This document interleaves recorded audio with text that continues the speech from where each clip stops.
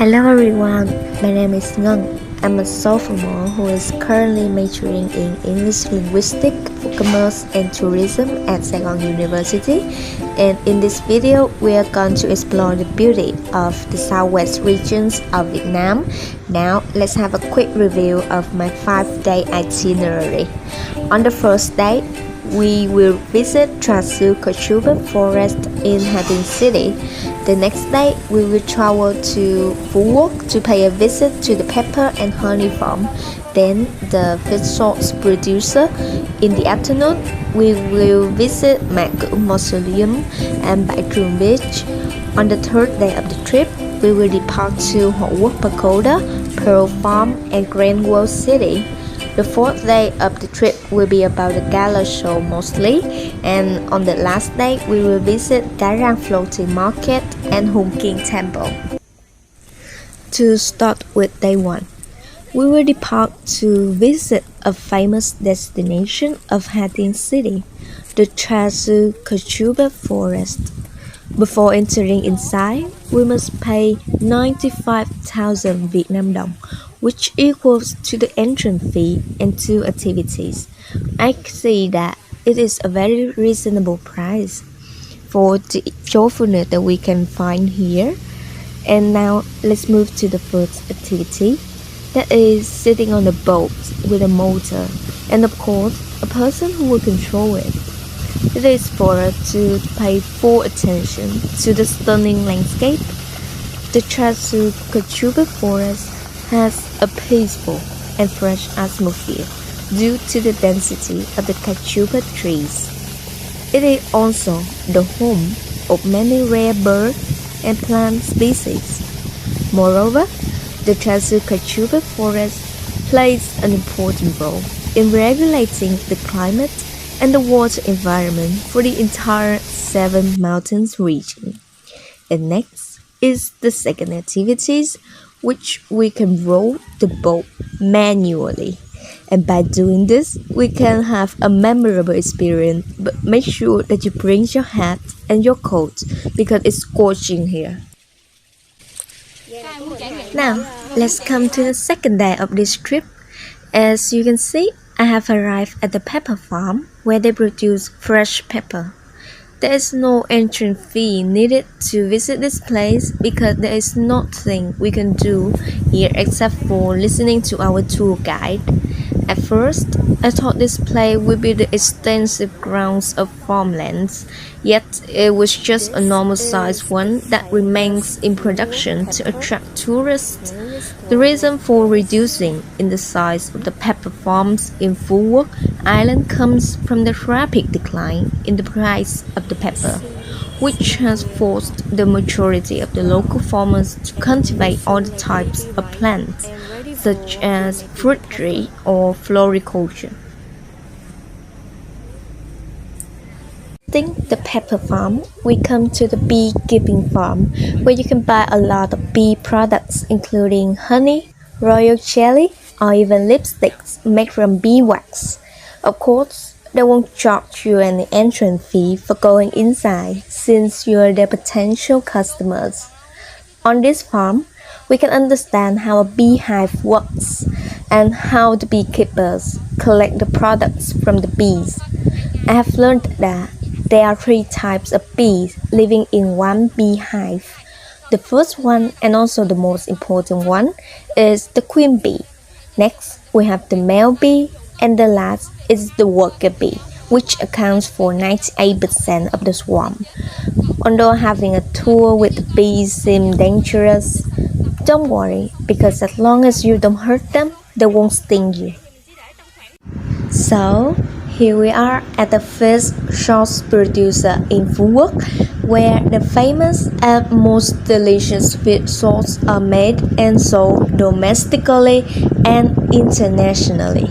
Here, we learned that in order to make the quality fish sauce, it should follow the recipe: 3 portions of fish and 1 portion of salt, and they must be kept together in a wood barrel for at least a year.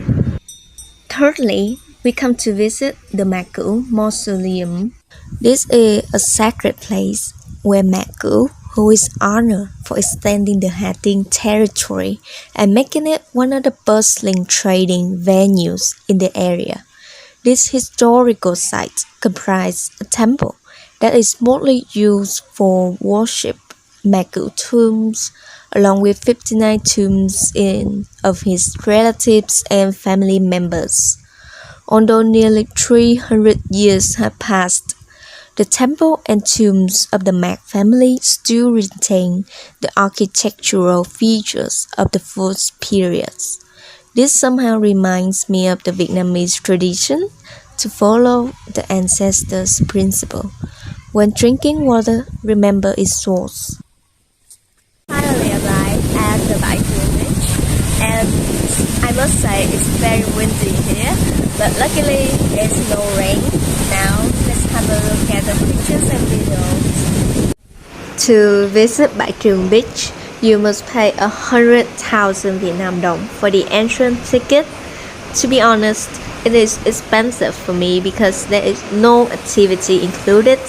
We just come in, enjoy the scenic view of the open sea as well as all the works of art and then leave. Therefore, in my perspective, the price should include one free drink and that will definitely fix the price problem.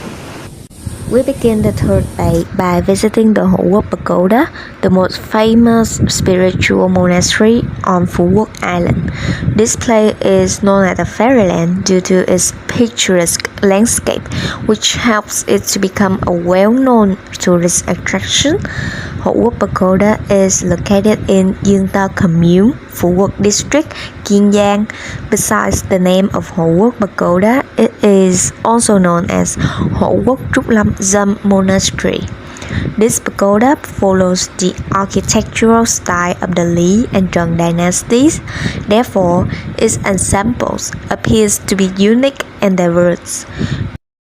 There are four main structures here. Firstly, the triple gate. This gate consists of three parts. The main gate is the gate of geography, the left one is the catcher's gate, and the right gate is the liberation gate. When you pass through the triple gate, you will see the second structure, Heaven's Court, which is not only vast but also eye-catching for its greenery outlook. In the middle of the court lay the jade Buddha statue, shaded with an old Benjamin tree. Walking further up the stairs, you will see the third construction, the sanctum, where you can prostrate your beliefs and are surrounded by 18 arats, along with some historical poems carved on stone. Lastly, the clan's ancestral home where worship the three ancestors Nhân Tông, Pháp Loa, and Hieu Ngan. Our next destination is the pearl producers, namely Ngọc Hiền Pearl Farm. Inside it, they raise the pearl oysters and sell a lot of expensive products made from their own pearls, such as necklaces, earrings, bracelets, and other types of accessories. Furthermore, they also put in the gallery the fossils of the giant clam shells. Just by looking at them, I cannot tell whether it is fake or real shells since I'm not an expert on the marine creatures. Not only the clam shells, but they also put on display numbers of crockeries with finely engraved patterns inspired by China. Hi guys, I have reached Grand World, the city that never sleeps, and now let's have a quick look at this beautiful destination. Forest for the lack of illustration because when I got here it started to rain cats and dogs which prevented me from walking around and filming videos.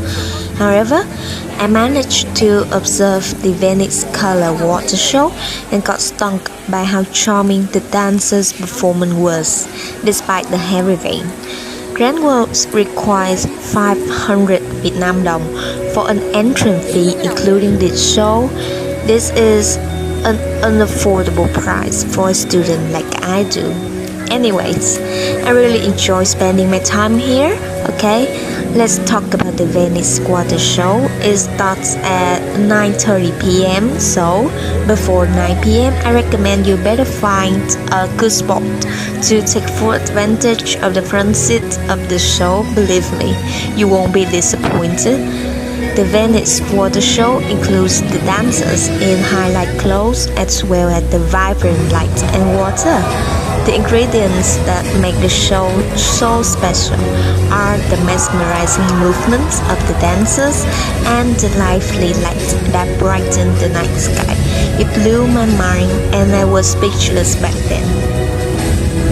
On the fourth day of the trip, we don't go anywhere because half of the day is for traveling to the new hotel and the other half is to hold the gala show in which the students as well as the teachers and the tour guides can freely show off their talents in singing contests or dancing battles.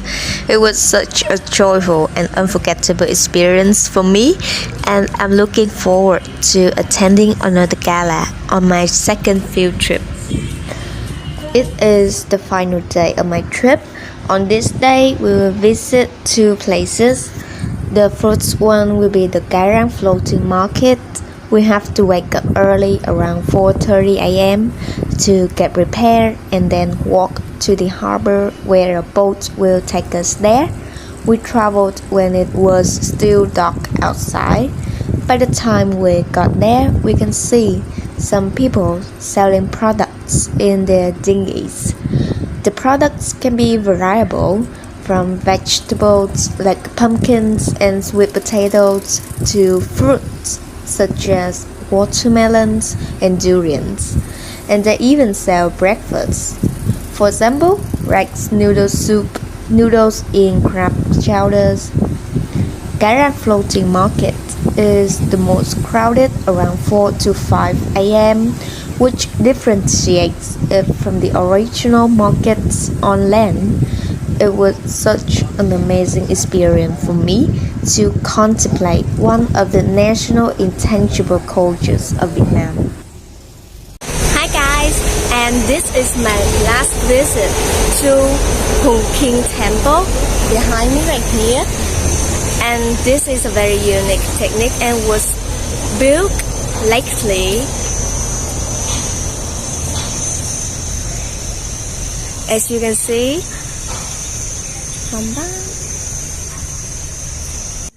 now let's go inside the building.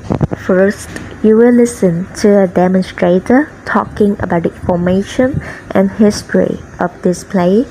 After that is spare time to observe the ancient items collection that our ancestors once used.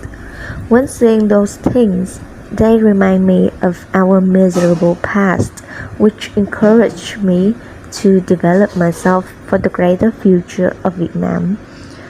This is the end of my first field trip video. Thank you so much for listening. I hope that you guys enjoyed it, and let's hope for a second one. Have a good day and goodbye.